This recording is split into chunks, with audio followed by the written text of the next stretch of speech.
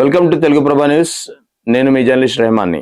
ఆంధ్రప్రదేశ్ కూటమి ప్రభుత్వం medical PG వైద్య కళాశాల విద్యార్థులకు మరోసారి షాక్ ఇచ్చింది.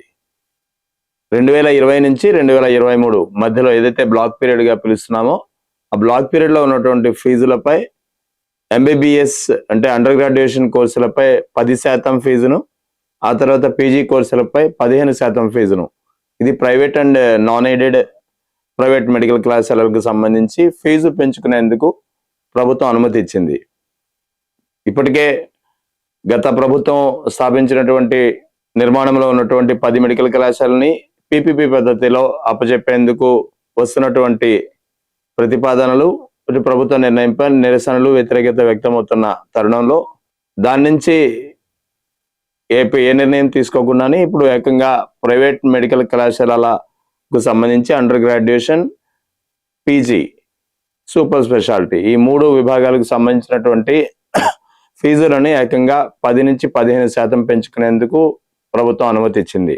ఇంకా కోర్టు నిర్ణయాల ఫీజులకు సంబంధించి కోర్టులో నిర్ణయాలు ఉన్నాయి. ముఖ్యంగా 2020 నుంచి 2023 మధ్యలో ఫీజులు పెంచకుండా మా కేంద్ర కోర్టు నుంచి కొన్ని ఆంక్షలు ఉండడంతో దాన్ని బ్లాక్ పీరియడ్ గా పిలుస్తున్నాము. ఆ ఫీజుపై ఇప్పుడు కోర్టు తీర్పు వచ్చే వరకు 10 నుంచి 15% పెంచుకునేందుకు అనుమతి ఇచ్చింది.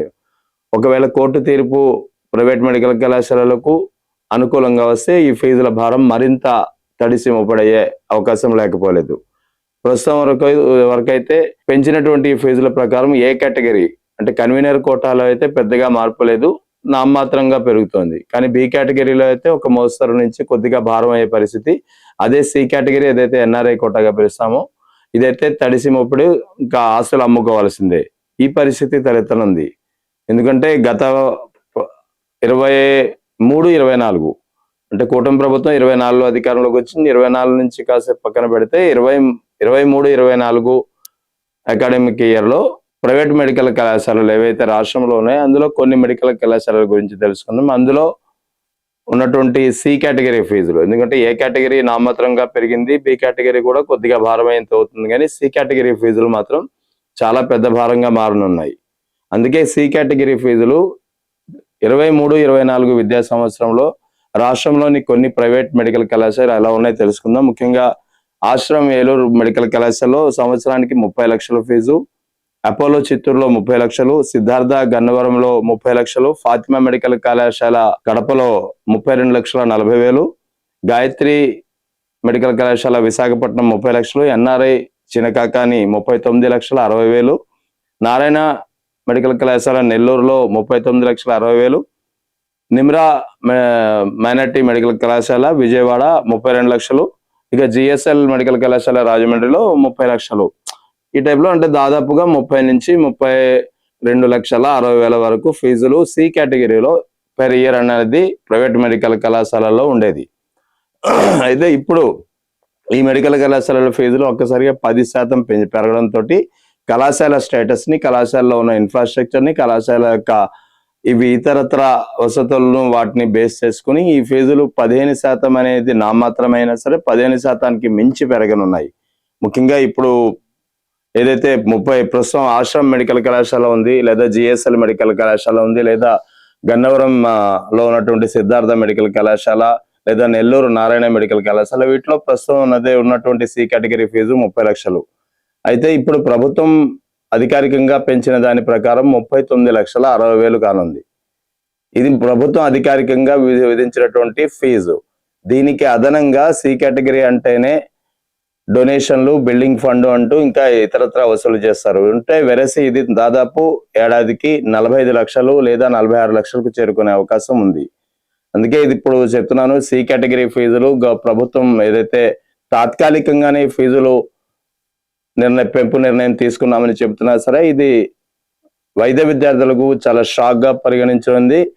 45 లక్షలు పెట్టి ఇక్కడ ఈ ఏడాదికి 45 లక్షలు పెట్టి వెచ్చించే బదులు ఉజ్బెకిస్తాన్, యుక్రెయిన్ లాంటి దేశాల్లో లేదా ఇరాన్ వంటి దేశాల్లో మొత్తం 5 ఏళ్ల కోర్సును దాదాపు 40 లక్షలకి, అదే ఇక్కడ ఏడాదికి ఖర్చు పెట్టే 40 లక్షలని అక్కడ 40 లక్షలకు విదేశాలకు ఖర్చు పెడితే మొత్తం 5 ఏళ్ల కోర్సు కంప్లీట్ అవుతుంది కదా అనేది ఒక భావన ఉంది.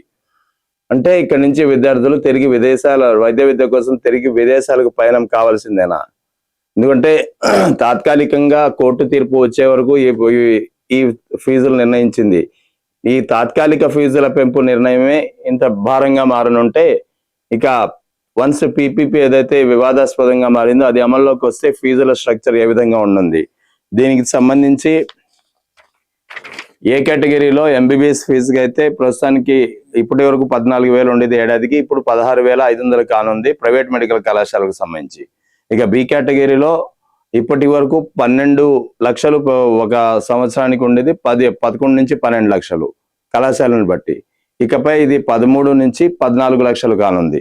ఇక సి కేటగిరీలో ముందుగానే చెప్పుకున్నాం కదా, ఇప్పటి వరకు 30 లక్షలు 32 లక్షలు ఉండేది, ఇకపై అధికారికంగానే 39,60,000 అంటే దాదాపు 40 లక్షల నుంచి 46-47 లక్షలు కానుంది.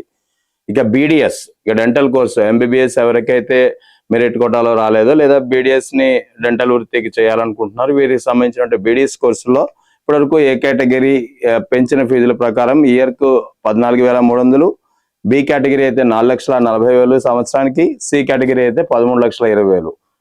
సి కేటగిరీ, ఇక్కడ బి కేటగిరీ ఏ కేటగిరీలో ఏదైతే ప్రభుత్వం నిర్ణయించిందో దాదాపు అందులో గతంతో పోలిస్తున్నా పెద్దగా మార్పు లేదు. ఏ కేటగిరీ అయితే పూర్తిగా దాదాపుగా జస్ట్ ఒక 2-3 వేలు లేదా 1-2 లక్షలు మార్పు ఉంది, కానీ అదే సి కేటగిరీ మాత్రం చాలా గణనీయంగా దాదాపు 10 నుంచి 15 లక్షలు ఒక ఏడాదికి అదనపు భారం పడనుంది. అంటే మొత్తం 5 ఏళ్ల కోర్సు కంప్లీట్ అయ్యేటప్పటికి దాదాపు 50 నుంచి 60 లక్షలు అదనంగా చెల్లించాల్సిన పరిస్థితి ఏర్పడుతుంది పెంచిన ఫీజుల నిర్ణయం ప్రకారం. ఇక పీజీ కోర్సులు 4,96,800 ఏ కేటగిరీలో అయితే, బి కేటగిరీలో 9,93,600 ఉంది సంవత్సరానికి. 2 ఏళ్ల కోర్సు పీజీ ఉంటుంది. సి కేటగిరీలో సి కేటగిరీ అయితే ఏకంగా ఒక సంవత్సరానికి 57.50 లక్షలు. అంటే 2 ఏళ్ల పీజీ కోర్సు కంప్లీట్ చేస్తే ₹1,00,00,000 పక్కన పెట్టుకోవాల్సింది. సో ఇది పరిస్థితి. ఇంకా పారామెడికల్, ప్రీ క్లినికల్ కోర్సెస్ కు సంబంధించిన కూడా ఫీజ్ స్ట్రక్చర్ ని ప్రభుత్వం నిర్ణయించింది.